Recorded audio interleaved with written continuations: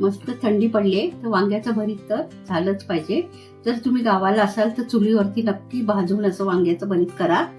तर मुंबईला तर आपल्याकडे सोय नाही, म्हणून आपण आता गॅसवरती मी तुम्हाला वांग्याचं भरीत कसं भाजायचं आणि ते कसं करायचं ते मी दाखवते तुम्हाला.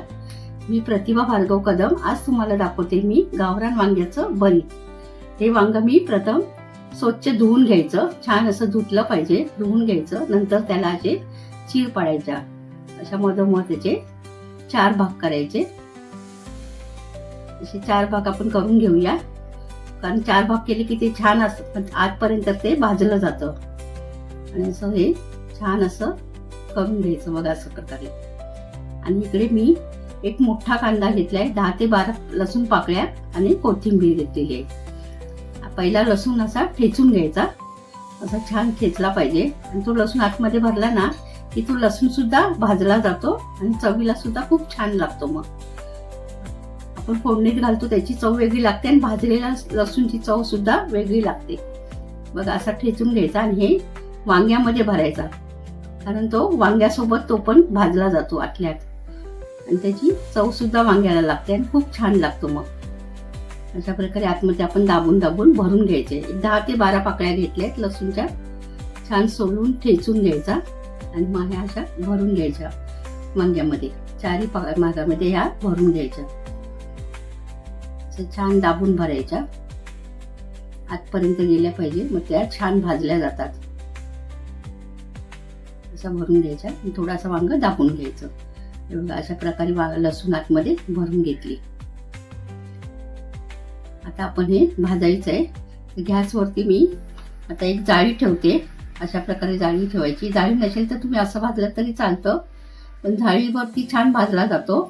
आणि वांग्याला बाहेरून आपण तेल लावायचं. असं तेल थोडं छान लावून घ्यायचं, ब्रशने तेल लावायचं छानपैकी, म्हणजे ते वांग लगेच भाजलं जातं. अशा प्रकारे आपण तेल लावून घ्यायचं आणि ते साल सुद्धा पटकन निघतं. वांग छान भाजलं जातं आणि साल सुद्धा आपल्याला पटकन काढता येतं. बघा अशा प्रकारे तेल लावून घेतलं आणि आता जाळीवरती आपण ठेवूया. आणि वांग असं छान 4ही बाजूने भाजलं पाहिजे. असं छान असं भाजते बघा. गॅस फास्ट ठेवायचा. हे बघा अशा प्रकारे आपण हा गॅसवरती भाजून घ्यायचा. जर तुम्ही गावाला असाल तर नक्की चुलीमध्ये एक वांग असं घालायचं निकाऱ्यावरती आणि छान असं भाजून घ्यायचं, कारण त्या चुलीवरची चव तर आपल्याला वेगळीच लागते आणि आपल्या गॅसवरती थोडी वेगळी लागते. गावचं चुलीवर भाजलेलं वांग छान लागतं. आपल्या आता मुंबईला काही आपल्याला पर्याय नाही, म्हणून हे गॅसवरती आपण असं भाजून घ्यायचं. असं 4ही बाजूने फिरवत राहायचं. हे बघा छान भाजलं गेलं ना. लसूण सुद्धा आतमध्ये छान भाजला गेलाय. लसूण सुद्धा छान भाजला जातो आतमध्ये. आता मी गॅस बंद करते आणि हे वांग आपलं झालं आता भाजून. आहे बघा अशा प्रकारे. आता हे थोडं थंड करूया. थोडं थंड झालं की मग आपण साल काढायची. ही साल सुद्धा बघा पटापट निघते, पटकन अशी निघाली जाते साल. अशी पूर्ण साली काढून घ्यायची. अशा प्रकारे ही साल काढायची. बघा अशी छान साल निघते ही वांग्याची. अशी साली संपूर्ण वांग्याची काढून घ्यायची. हे बघा असं. आता हे वांग छान भाजलेलं आहे, कारण त्याला तेल सुद्धा चांगलं लावलंय आणि छान भाजलंय सुद्धा. वांग छान भाजलं ना चांगलं की ह्याची साल सुद्धा पटापट निघते. नाहीतर थोडं कच्चं राहिलं तर साल निघायला भारी पडतं, म्हणून हे चांगलं भाजून घ्यायचं वांग. आणि ह्याची साल सुद्धा बघा पटापट निघते. थोडं गरमच आहे, हाताला थोडा चटका लागतोय, पण ते थोडं मीडियम गरम नसेल तेव्हाच आपण साल काढायची. थंड झाल्या सुद्धा निघते याची साल, कारण चांगलं भाजलं गेलेलं आहे. हे बघा अशा प्रकारे पूर्ण साल काढून घ्यायची. आणि हा वरती देठाचा भाग आहे. हे बघा ही साल मी पूर्ण काढून घेतली. माझ्याकडे थोडं मीडियम साईजचंच वांग होतं, जास्त मोठं नाहीये. हे बघा अशा प्रकारे. आणि आता हे देठाकडचा भाग आपण कापून घेऊया. त्याच्या आतला गर असं तो पण घ्यायचा आपण. वांग छान लागतं. बघा अशा प्रकारे छान आता मऊ झालेलं आहे आणि छान भाजलं सुद्धा आहे. लसूण सुद्धा आपला छान भाजला गेलाय त्याच्यामध्ये. आणि ह्याच्यामध्ये आता लसूण सुद्धा आपण छान असा चमच्याने थोडा मिक्स करून घेऊया. नाहीतर आपल्याकडे मॅशर असेल त्याच्याने सुद्धा, पावभाजीचं आपलं मॅशर असतं त्याच्याने बारीक छान बारीक होतं.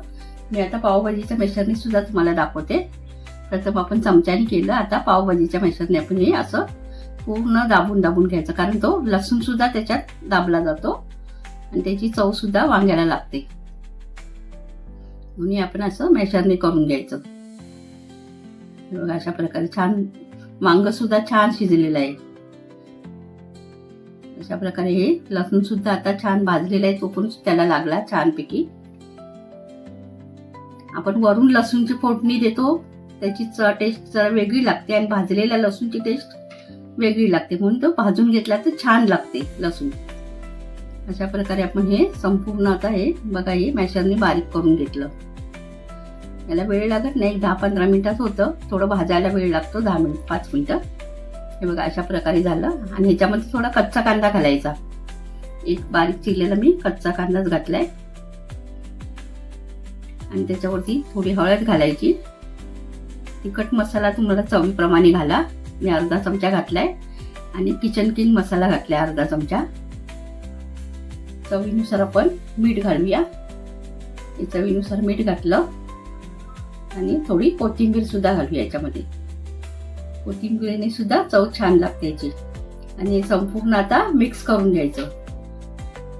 हे बघा छान असं मिक्स करून घ्यायचं. कच्चा कांदा घातला का दाताखाली सुद्धा तो कांदा येतो आणि खूप छान लागतो चवीला सुद्धा. तुम्हाला मी एक वेगळी सुद्धा रेसिपी करून दाखवेल वांग्याची, साधी आणि सोप्यामध्ये. असंच भरता वांग, ते तुम्हाला मी पुढच्या वेळेस दाखवते. आताही मी अशी वांग्याचे भरीत केले ते तुम्हाला दाखवते. आणि 2 चमचे शेंगदाण्याचा कूट घालायचा बारीक. 1-1.5 चमचा घातला शेंगदाण्याचा कूट. नंतर आपण फोडणी देऊया वरून. एक फोडणी पात्र ठेवलंय, त्याच्यामध्ये जास्त तेल नाही, 2 चमचे तेल घालायचं. आपले कांदे पोळीचा चमचा असतो त्याच्याने 2 चमचे तेल घातलं. अर्धा चमचा राई घालायची आणि अर्धा चमचा जिरं घालायचं. हे छान तडतडलं की आपण त्याच्यामध्ये हिंग घालूया. असं छान तडतडलं आणि आता गॅस बंद केला आणि कढीपत्ता घालायचा, कारण का कढीपत्ता जळला जातो म्हणून नंतर घालायचा. असं घालून ही फोडणी आता आपण ह्याच्यावरती घालूया. हे बघा हे छान आता फोडणी सुद्धा झाली आणि हे संपूर्ण आता मिक्स करून घ्यायचं. फोडणी पण त्याला लागते. बघा अशा प्रकारे आपलं हे वांग्याचं भरीत तयार झालंय. हे आपण चपाती सोबत, भाकरी सोबत सुद्धा, खूप भातासोबत सुद्धा खाऊ शकता. पण हे जेणेकरून तुम्ही बाजरीच्या भाकरी बरोबर खा, कारण बाजरीच्या भाकरी बरोबर हे खूप छान लागतं आणि चवीला सुद्धा खूप छान. हे बघा ही मी बाजरीची भाकरी मी करून घेतली होती. ह्याची रेसिपी तुम्हाला मी पुढच्या वेळेस दाखवते. आणि ती बाजरीची भाकरी कशी फुगली पाहिजे, कशी भाजायची, ते पण तुम्हाला सगळं दाखवते मी. ती पुढच्या व्हिडिओमध्ये माझी ही रेसिपी बघा. आता याच्यावरती मी कोथिंबीर टाकली आणि थोडा कच्चा कांदा घ्यायचा. आणि माझ्याकडे एक लसणीची चटणी आहे, ती लसणीची चटणी. बाजरी बरोबर लसूण चटणी सुद्धा खूप छान लागते. अशी झाली माझी तयार गावरान वांग्याचं भरीत. ही रेसिपी तुम्ही एकदा नक्की करून बघा आणि बाजरीच्या भाकरी बरोबर खा, कारण आता थंडी पण आहे. थंडीमध्ये बाजरीची भाकरी मुद्दाम खावी आणि त्याच्याबरोबर हे वांग्याचं भरीत सुद्धा खा, खूप छान लागतं.